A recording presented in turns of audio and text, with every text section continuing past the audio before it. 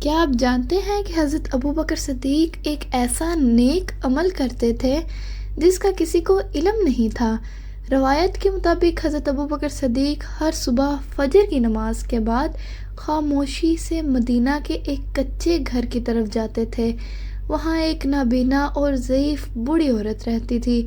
وہ اس کے گھر کی صفائی کرتے، بکری کا دودھ دھوتے، کھانا تیار کرتے اور اس کی ضرورت کے کام انجام دے کر بغیر اپنا نام بتائے واپس آ جاتے۔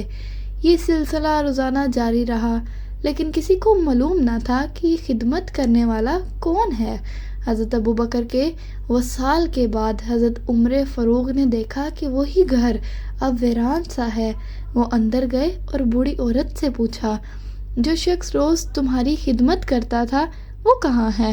بوڑھی عورت نے جواب دیا، بیٹا، کئی دنوں سے وہ نہیں آیا۔ مجھے نہیں معلوم وہ کون تھا، مگر وہ میری بہت خدمت کرتا تھا۔ تب حضرت عمر رضی اللہ تعالیٰ عنہ کی آنکھوں میں آنسو آ گئے۔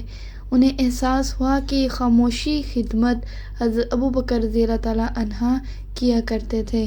اصل نیکی وہ ہے جو صرف اللہ کی رضا کے لیے کی جائے، بغیر شہرت، تعریف یا صلے کی امید کے۔ اللہ ہمیں اخلاص کے ساتھ دوسروں کی خدمت کرنے کی توفیق عطا فرمائے، آمین۔